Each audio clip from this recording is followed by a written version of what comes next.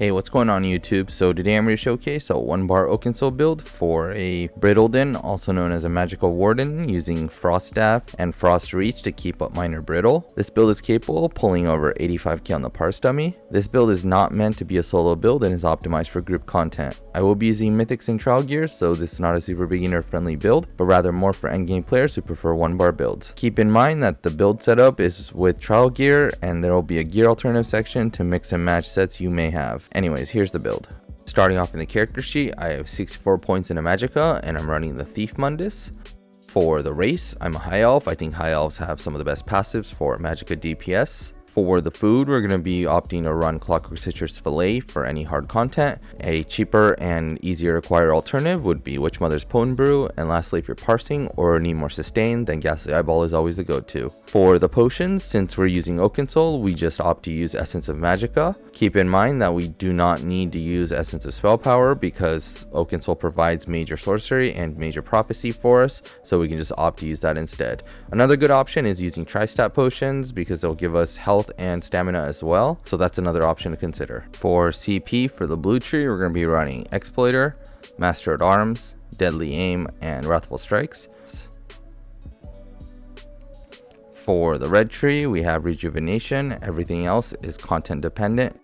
So for the gear, we're going to be running 5 pieces of Whirl of Depths, 1 Master's Ice Staff, 2-piece Kjarnar, an Oakensoul Ring, and a 2-piece crit chance set.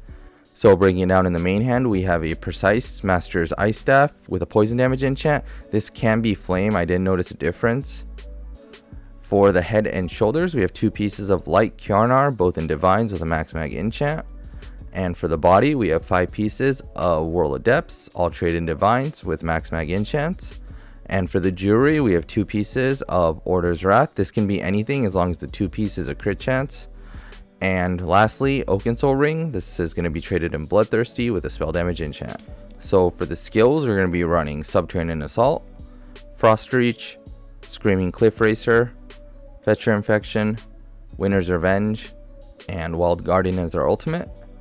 For the rotation, just keep up Subterranean Assault as best as possible. Cast it every 6th skill. Your 3 dots you're going to keep up are going to be Screaming Cliff Racer, Fetcher Infection, and Winter's Revenge. Keep these up. Whenever they drop, just recast them. And lastly, our spammable is going to be Frost Reach, and whenever your ultimate is ready, just cast that whenever. So closing thoughts, first up, Wardens really got buffed this patch, so they're in a really good state now. In terms of your flex spot, you can swap out Screaming Cliff Racer for something else. The reason we're running it is for the extra weapon and spell damage that we get, and on top of that, we have the ability to set enemies off balance. So feel free to swap out this skill for anything you may need. If your goal is to be a Brittleden though, I definitely recommend getting the Master's Ice Staff over any of the other sets I'm about to list, but feel free to run whatever you have and whatever you have access to. You don't need Perfected from Dragonstar Arena, you can just get the normal version, it'll work just fine.